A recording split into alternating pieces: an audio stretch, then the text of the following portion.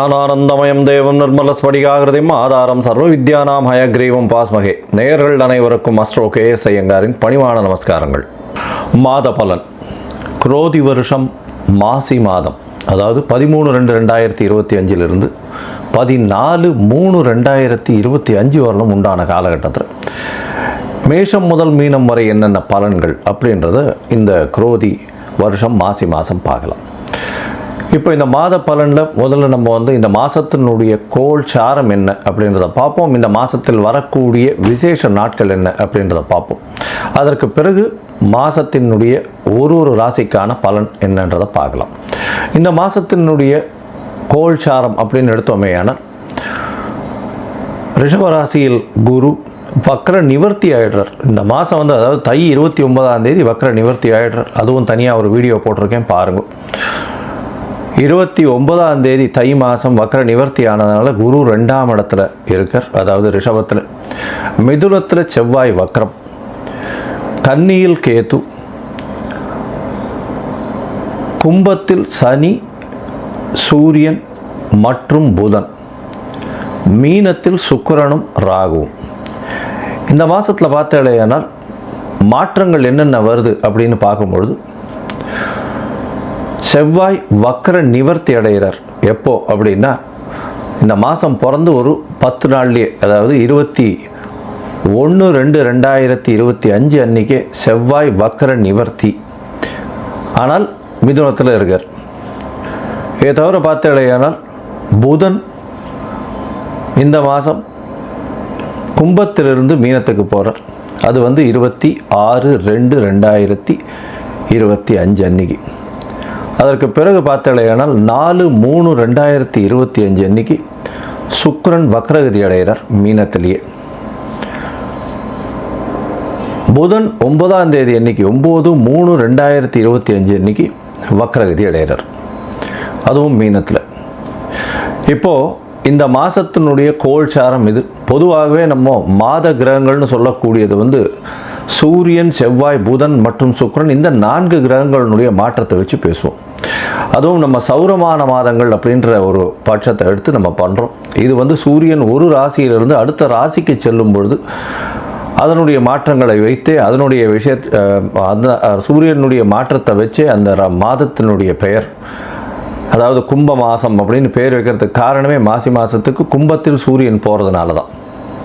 அதனால் மிச்சவாழ்லாம் பார்த்தோம்னா இது நம்ம தமிழ்நாட்டில், குஜராத்து இந்த மாதிரியான இடத்துலலாம் கடைபிடிக்கப்படுறது. மிச்சதெல்லாம் சந்திரமான மாதங்கள்ன்றதை வச்சு பண்ணுறான். சந்திரமான மாதங்கள்னு சொல்லும் பொழுது பார்த்தாலேயானால் அமாவாசைக்கு அடுத்த நாளோ பௌர்ணமிக்கு அடுத்த நாளோ உண்டான நாட்களை மாதத்தின் முதல் நாளாக கொண்டு அவர்கள் சந்திரமான மாதம் அப்படின்ற விஷயத்தை செய்கிறார். சரி, இந்த மாதத்தில் வரக்கூடிய விசேஷ நாட்கள் அப்படின்னு பார்த்தாலேயானால்,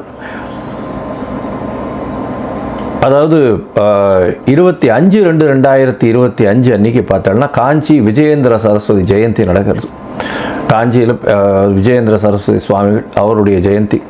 26ஆம் தேதி அன்னைக்கு 26/2/2025 அன்னைக்கு மகா சிவராத்திரி, அதாவது பிரதோஷ காலம். மகா சிவராத்திரி மிகப்பெரிய ஏற்றம். ஏன்னா பிரதோஷ காலத்தில் சேவிக்கிறது அப்படின்றது ரொம்ப விசேஷம். அதாவது 13ஆம் நாள் அமாவாசைக்கும் பௌர்ணமிக்கும் 13ஆம் நாள் பிரதோஷ காலம்னு சொல்கிறது. இப்போ வரக்கூடியது 26/2 அன்னைக்கு வரக்கூடியது உங்களுக்கு வளர்பிறை பௌர்ணமி அப்படின்றதுனால கண்டிப்பாக ஒரு நல்ல ஏற்றம் இருக்கும். அதை தவிர பார்த்தாலேனால் அன்றைக்கி மகா சிவராத்திரி அப்படின்றதுனால அந்த சிவராத்திரிக்கு அப்புறமா உங்களுக்கு பனிப்பொழிவு கூட இருக்காது. வெறும் வெளிச்சம், வெயில் தான் அதிகமாக இருக்கும். லாங் டேஸ் தான் இருக்கக்கூடிய வாய்ப்புகள் உண்டு. சூரியனுடைய ஆளுமை ரொம்பவும் அதிகமாக இருக்கக்கூடிய வாய்ப்புகள் மிகவும் அதிகம். அதனால் வெயில் அதிகமாக இருக்கக்கூடிய வாய்ப்பு நிச்சயமாக இருக்கும். இந்த மாதத்தில் பார்த்தோம்னா 28/2/2025 அன்றைக்கி மாசி அமாவாசை. அது ஒரு பெரிய விசேஷம். மாசி அமாவாசைன்றது அமாவாசைன்றது சூரியனும் சந்திரனும் சேர்ந்து இருக்கக்கூடிய, ஒரே பாகையில் இருக்கக்கூடிய விஷயம். இந்த காலகட்டத்தில் சூரியனும் சந்திரனும் சேர்ந்து இருக்கும் பொழுது என்னென்ன யோகங்கள் வரும் அப்படின்றது தனியாக வீடியோ போட்டிருக்கோம், அதில் போய் பாருங்க.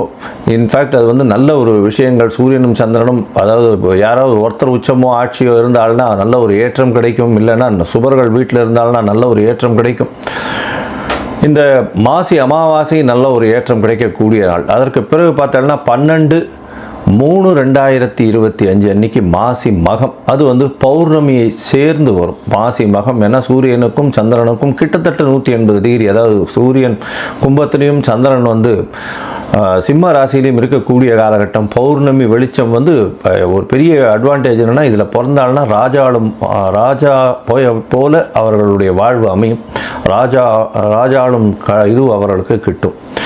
இதில் என்ன விசேஷம் அப்படின்னா, சூரியனுக்கும் கார்த்தாலேருந்து சாயந்தரம் வரலும் உங்களுக்கு வெளிச்சம் இருக்கும். சந்திரனும் பௌர்ணமி சந்திரனாக இருக்கிறதுனால இரவு முழுவதும் வெளிச்சமாக இருக்கும். ஸோ ரிலேட்டிவ்லி பார்த்தோம்னா என்டையர் டே அண்ட் நைட் ரெண்டுமே ரொம்ப வெளிச்சத்தில் இருக்கக்கூடிய காலகட்டம். அதனால தான் வெளிச்சம் அதிகமாக இருக்கக்கூடிய காலங்கள், அதுவும் வந்து பௌர்ணமி காலங்கள்னும் பொழுது ரொம்பவும் ஏற்றம் இருக்கக்கூடிய வாய்ப்புகள் உண்டு. இந்த மாசி மகம், அதாவது பௌர்ணமி காலகட்டத்தில் பிறக்கக்கூடிய எல்லா குழந்தைகளுக்கும் பெரிய ஆளுமை இருக்கக்கூடிய வாய்ப்பு உண்டு. இதை பற்றியும் வந்து நிறைய சொல்லியிருக்கோம் இந்த என்னுடைய யூடியூப் சேனலில் நிறைய சொல்லியிருக்கேன். இதற்கு பிறகு பார்த்தேனால் இந்த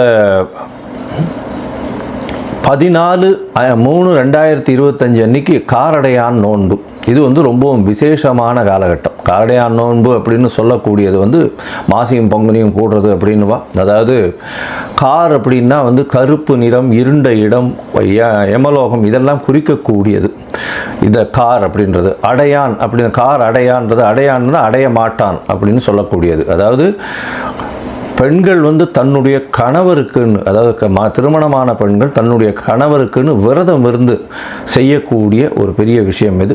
இந்த காரடையான் நோன்பு நோற்பது பெரிய விஷயம். இதன் மூலியமாக தன்னுடைய கணவருக்கு ஆயுள் விருத்தி ஏற்படக்கூடிய வாய்ப்பும், அவர்களுக்கு வந்து மாங்கல்ய பலம் அதிகரிக்கக்கூடிய வாய்ப்பும் நிச்சயமாக உண்டு. இதனால தான் கார் அடையான் நோன்பு அப்படின்னு பேர். இந்த சாவித்திரியினுடைய கதையை சொல்வா, சத்யவான் சாவித்திரியினுடைய கதையை சொல்வா. அவர் வந்து சத்யவானுடைய உயிரை மீட்டு கொண்டு வந்தவள் அப்படின்றதுனால அந்த காரடையான் நோன்பு மிகவும் விசேஷமாக சொல்லப்படுகிறது. பங்குனி மாதத்தின் முதல் நாள் அன்னைக்கு பண்ணுறது. அதனால் பங்குனி பிறந்த உடனே அதை பண்ணுவாள். நார்மலி பார்த்தாலேனால் அந்த காரடையான் நோன்பு டைம் வந்து சாயந்தரம் 5:30லேருந்து 6:30 வரும்.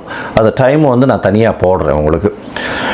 இதை தவிர பார்த்தோம்னா நார்த் இந்தியாவிலலாம் ஹோலி பண்டிகைன்றது விசேஷமாக கொண்டாடுவோம். ஹோலி பண்டிகைன்றது வந்து இப்போ ஒரு அதாவது பெண்கள் வந்து தன்னுடைய தமையன் தம்பி, அதாவது பிரதர்ஸ் எல்லாருக்குமே, தம்பி அண்ணன்களுக்கு வந்து கயிறு கட்டி அவர்களிடம் சேவிச்சுட்டு அவர்கள்கிட்ட வந்து பைசா வாங்கிட்டு அவர்கள்ட்ட ஆசீர்வாதம் வாங்கிக்கிறதும், அவர்களுக்காக வந்து ரொம்ப வேண்டிக்கிறதும், அவர்களுடைய உடல்நிலை நல்லபடியாக இருக்கணும் வேண்டிக்கிறதும் அவர்களுக்கு பெரிய மகிழ்ச்சியை கொடுக்கும். ஆண்கள் பெண்களை வந்து தன்னுடைய என்ன சொல்கிறது சகோதரிகளாக பாவிக்கக்கூடிய ஒரு பெரிய ஒரு பண்டிகை இது வந்து ஹோலி பண்டிகையாக கருதப்படுகிறது. இது வந்து நார்த் இந்தியாவில் ரொம்ப ஃபெமிலியர், மிகவும் அந்த கலர்ஃபுல் ஃபெஸ்டிவலாக இருக்கும், ரொம்ப ஏற்றத்தோடு இருக்கக்கூடிய காலகட்டம்.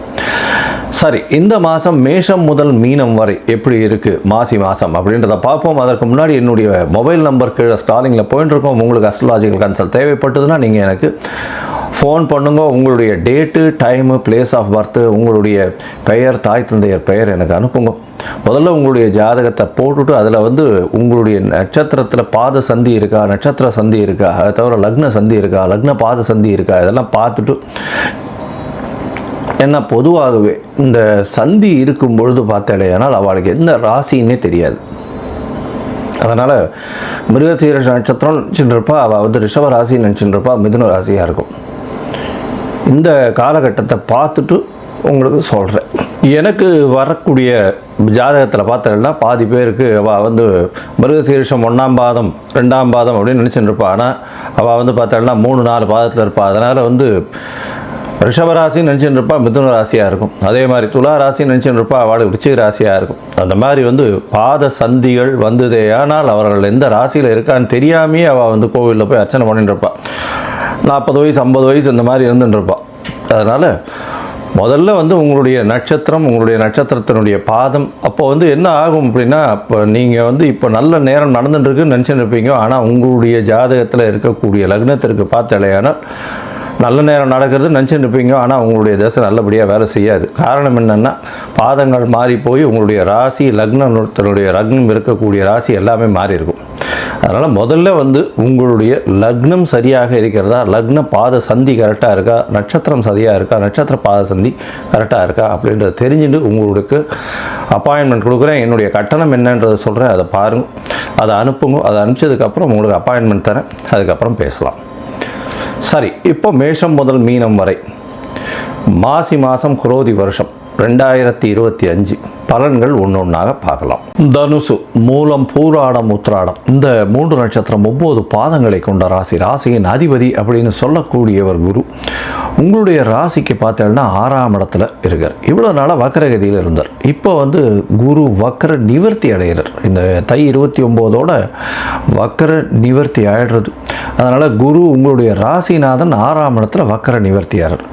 என்ன சார் இது, வக்கர நிவர்த்தி ஆனாலும் 6ஆம் இடத்துல போய் இருக்காரு சார், ருணரோக சத்ருஸ்தானத்தில் போய் இருக்காரு சார், அது என்ன சார் பிரச்சனை இருக்குமே சார் அப்படின்னா, உங்களுக்கு ஒரு பெரிய அதிர்ஷ்டம் என்ன அப்படின்னா, இப்போ வந்து உங்களுடைய ராசிக்கு 6ஆம் அதிபதியும் 4ஆம் அதிபதியும் பரிவர்த்தனை யோகத்தில் இருக்கா.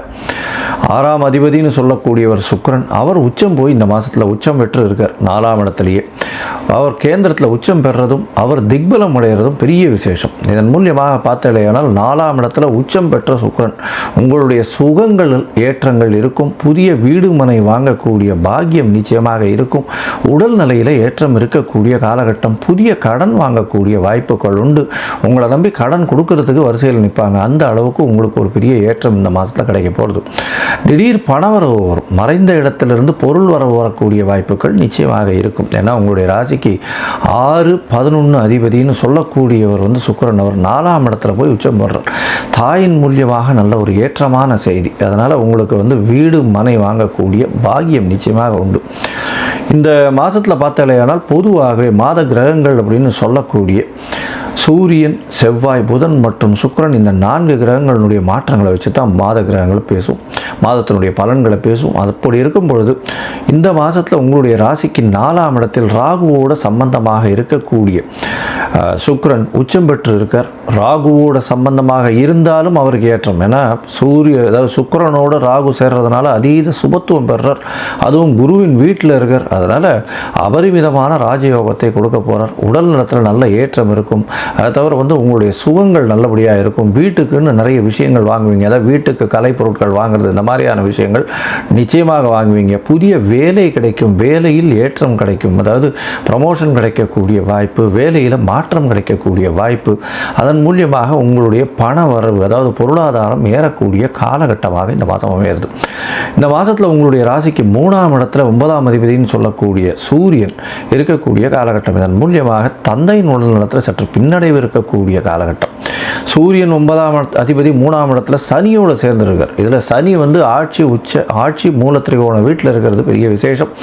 இந்த காலகட்டத்தில் பார்த்தேனால் 9ஆம் அதிபதினு சொல்லக்கூடிய சூரியனும் 3ஆம் இடத்துல இருக்கார். 3ஆம் இடத்துல இருக்கிறதுனால திடீர் முயற்சிகள் எல்லாமே வெற்றி பெறும். தந்தையின் உடல்நிலையில் சற்று பின்னடைவு இருக்கும். அதை தவிர வெளிநாடு போய் படிக்கணும்னு நினைக்கிறவாளுக்கு சற்று பின்னடைவு இருக்கக்கூடிய, அதாவது அவன் நினைச்ச யூனிவர்சிட்டி கிடைக்கிறதுக்கு வாய்ப்புகள் கம்மி. இந்த காலகட்டத்தில் வேலை நிமித்தமாக வெளிநாடு போகக்கூடிய பாக்கியம் நிச்சயமாக வரும். உங்களுடைய ராசிக்கு 12ஆம் இடத்தையும் குரு பார்க்கறது, 2ஆம் இடத்தையும் குரு பார்க்கறது பெரிய விசேஷம். இதன் மூலியமாக நல்ல தூக்கம் வரும். அதாவது அயன சயன போகஸ்தானத்தை பார்க்கறதுனால நல்ல தூக்கம் வரும். தூக்கம் வந்து சரியான அளவு வரும். அதை தவிர வந்து அதன் மூலியமாக உடல் நலத்தில் நல்ல ஒரு ஏற்றம் இருக்கக்கூடிய காலகட்டம். பண வரவிற்கு பஞ்சம் இருக்கவே இருக்காது. கவலைப்பட தேவையில்லை. எல்லா இடத்துலையும், ஏன்னா தனக்காரகனே தனஸ்தானத்தை பார்த்துடுறார். பெரிய ஏற்றம். எல்லா விதமான முயற்சிகளும் நிச்சயமான வெற்றியை கொண்டு போய் கொடுக்கும்.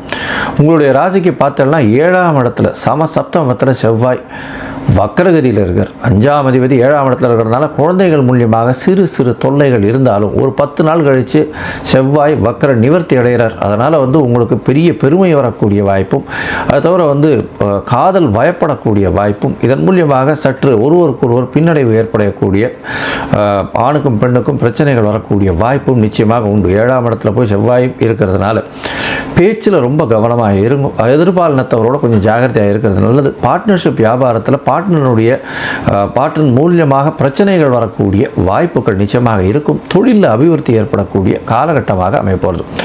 இந்த மாதத்தில் பார்த்தோம்னா உங்களுடைய முயற்சிகள் எல்லாமே வெற்றி பெறும். அதாவது எடுத்த முயற்சிகள் எல்லாமே வெற்றி பெறும். எழுத்து பணியில் இருக்கிறவங்க, அதை தவிர வந்து இந்த பில்டிங் ஆர்கிடெக்ட்ஸு, சிவில் இன்ஜினியரிங், அதை தவிர வந்து இந்த சிவில் இன்ஜினியரிங் டிராயிங் போடுறவங்க, சொல்லிக் கொடுக்குறவங்க, டீச்சர்ஸ், ப்ரொஃபஸர்ஸ், இவங்களுக்கெல்லாம் நல்ல ஒரு ஏற்றமான காலமாக இருக்க போகிறது. இந்த மாதத்தில் பார்த்தாலேயானால் உங்களுடைய முயற்சிகள் எல்லாம் வெற்றி பெறும்னு சொன்னோம்.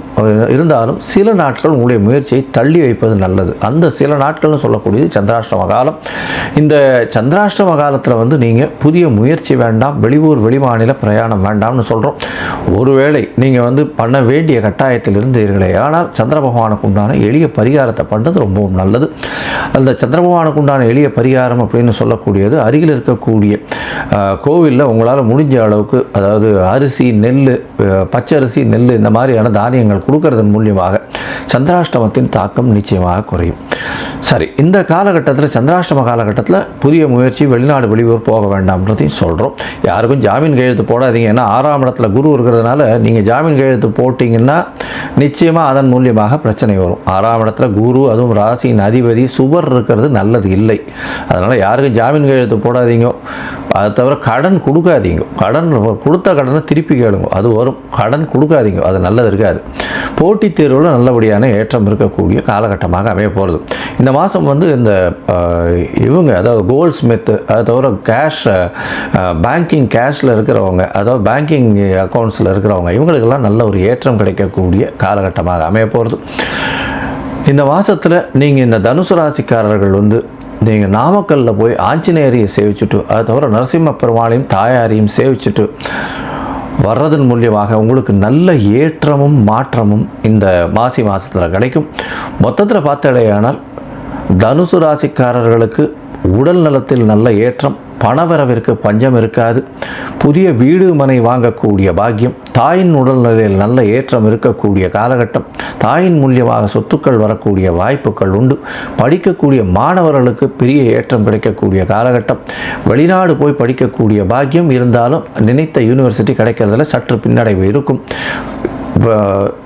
தொழில் செய்பவர்கள், சொந்த தொழில் செய்பவர்களுக்கு நல்ல ஏற்றம் இருக்கக்கூடிய காலகட்டமாக இருக்கும். ஆனாலும் பார்ட்னர்ஷிப் தொழிலில் ரொம்பவும் ஜாகிரதையாக இருக்கிறது நல்லது. வேலை செய்பவர்களுக்கு வெளிநாடு போய் பார்க்கக்கூடிய வாய்ப்புகள் உண்டு. இந்த காலகட்டத்தில் இந்த ப்ரொஃபஸர்ஸு, டீச்சர்ஸு, அதை தவிர வந்து பேங்கிங் செக்டரில் இருக்கிறவங்க, தங்கம் கையாளுபவர்கள், தங்கத்தின் மூலியமாக பத்திரங்கள் இதெல்லாம் கையாளுபவர்களுக்கு பெரிய ஏற்றம். காசு கொடுத்து லேவாதேவி வாங்குறவங்க கொஞ்சம் ஜாகிரதையாக இருங்க. ஏன்னா கடன் கொடுக்கறதன் மூலியமாக உங்களுக்கு திருப்பி வரக்கூடிய வாய்ப்புகள் ரொம்ப கம்மியாக இருக்கும். மொத்தத்தில் பார்த்தீங்கன்னா இந்த குரோதி வருஷம் மாசி மாதம் தனுசு ராசிக்காரர்களுக்கு நல்ல ஒரு ஏற்றத்தை கண்டிப்பாக கொடுக்கும்.